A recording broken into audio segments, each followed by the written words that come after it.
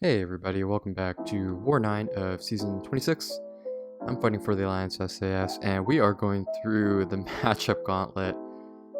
For this war, we're matched up against the current #1 ranked Alliance in Alliance War in the Masters bracket, KenOB. So it's going to be a pretty big challenge for us. Hopefully we can play tight, play clean, and see what happens at the end. For this war, we have 6 fights. Got 1 fight in Section 1, Path 2. Good old friend, Weapon X. Pretty comfortable fighting that at this point. Then we're going to hop over to Path 9 in Section 2, where we have a Magneto, a Storm Pyramid X, and a Hit Monkey to close off the second section. Then we're going to end off the war on Mini Boss Island, where we have a Wasp on Rage, Extend Return Policy, and our last fight is going to be against a Void. Same fight as last war. This is the team we're bringing in. We're bringing in Archangel. He's at rank 3. Heavy carrying as usual. He's going to take on 4 of the 6 fights for this war. And then we're bringing in Human Torch, who's at rank 3 as well. He's got 1 fight. He's going to take on Magneto in Path 9 in Section 2. And my third attacker is making his debut for me in Alliance War. Warlock, he's my newest rank 3. He's at SIG level 20, and he's going to take on the Storm Pyramid X on Path 9 in Section 2. So here we go. First fight, Node 14, Straight Counter Fury, Brute Force. We've taken this 1 or 2 times this season, so we're pretty comfortable here. We have a pretty solid game plan. We're just going to try and stack as many Neuros as we can at the start while keeping an eye on his rage stacks. Once he hits 25, he's going to go into Berserk Rage mode. It can get a little bit scary, but at that point, hopefully I'll have enough Neuros to tick him down, and all I have to do is buy time. Whether that be by intercepting or firing off a special, just give those neurotoxins a little bit more time to melt them down. But here we go. Hopefully we get a solid RNG off the bat.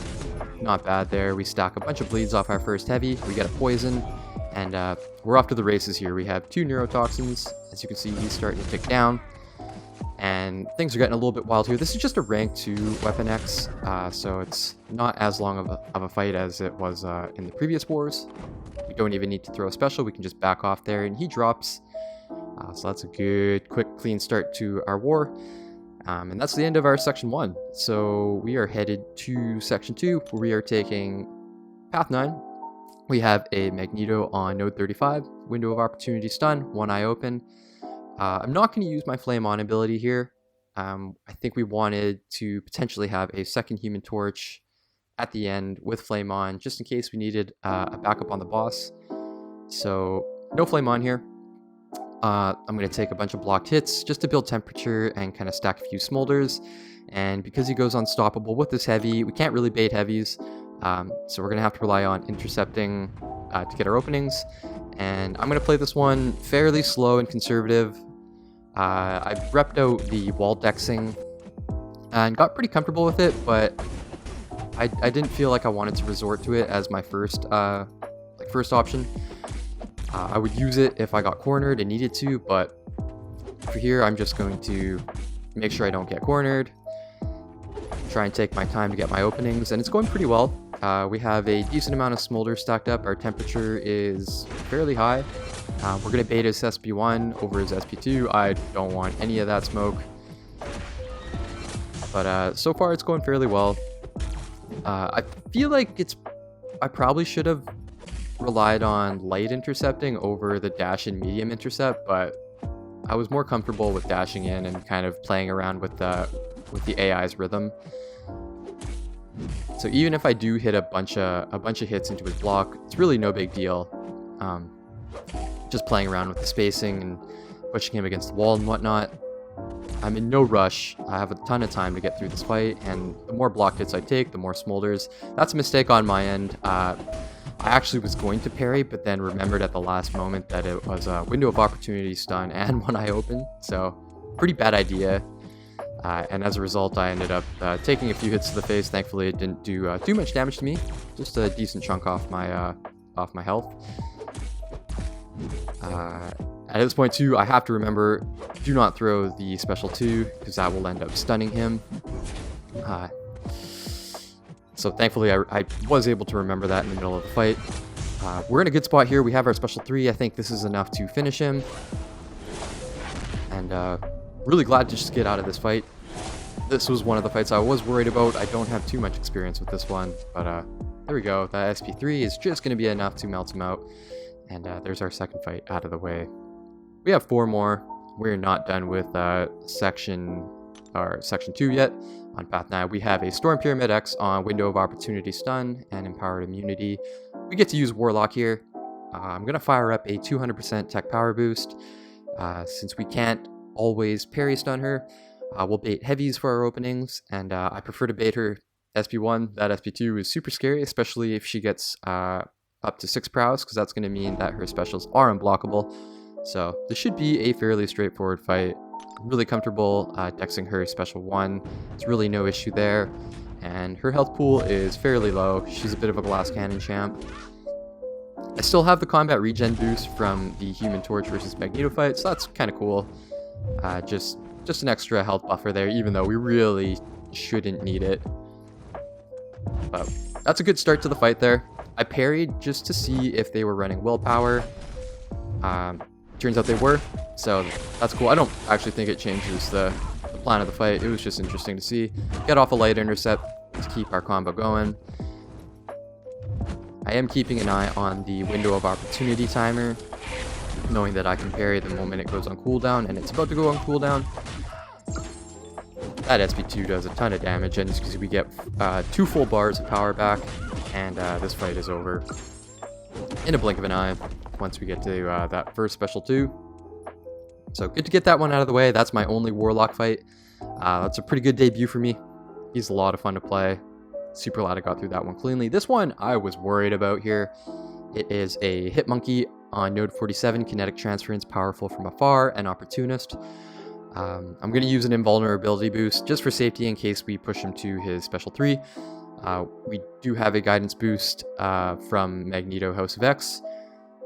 And ideally, you bait the SP1. It's really easy to dex, but I do have to be ready to dex the SP2. I did a bunch of duels, and I felt like I was 70% at dexing it. So thankfully, we do have the invulnerability boost active here, so it's not as big of a deal. And other than that, it's just full clench and hope we get a bunch of Neros. So there's a good start. Nail our first parry, get a few bleeds. No poisons off that block. That's not ideal. We're going to have to bait a special 1, which we do. It's unblockable because we knocked him down. Dex that one cleanly. There's a poison. So not ideal RNG. We only get 1 Nero off, but thankfully Hit Monkey's health is low enough that it's still doing a decent amount of work. Now he's at his SP2. I'm going to have to dex it. We dex the first one, and then we end up dexing the second hit too early and get clipped by the end of it. So there's 1 hit from our invulnerability boost done, but we're in the red zone, so I can finish off with a combo into a special, and he's down. So probably a good thing that I used an invulnerability boost. I'm not sure how much health that would have taken off, but always better to be safe than sorry there. So we have 2 more fights. We're headed off to Mini Boss Island on node 48. We've got Rage, Extend, and Return policy. Archangel versus Wasp. Doing the calculations, I know that the Rage threshold here is 4,313. Archangel probably won't hit that, so I didn't feel the need to remove my masteries here, and I could actually continue to boost lightly from the Hit Monkey fight. So minimal management here.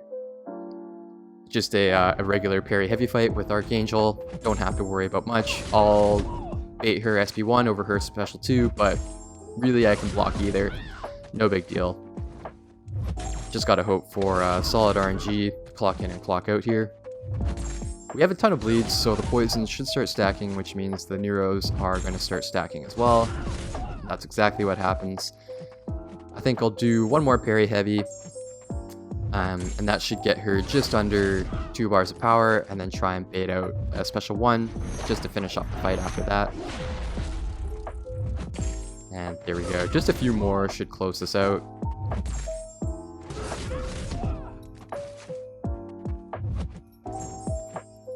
Don't need to punish there. Just gonna let her tick out. There we go. 5th fight down, 1 more fight to go. And our 6th fight is the same fight we took last war. We got a Void on Hurt Locker, Enhanced Special 1, Power Focus 1, and Power Drain. I know that 4 Neurotoxins equals over 100% ability accuracy reduction, meaning that I don't have to worry about his Intimidating Presence debuffs. But even if one does slip in, because it's very likely that one will slip in every now and then, don't panic.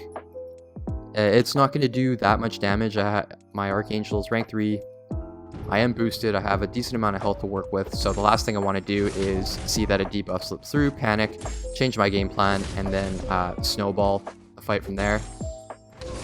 Pretty decent start. We have 4 bleeds now, so the poisons are going to come. And we're in a good spot now. We have a bunch of neurotoxins. Poisons keep applying. We're getting fairly stable RNG here. We haven't had to deal with any debuff being placed on us yet. I miss a parry.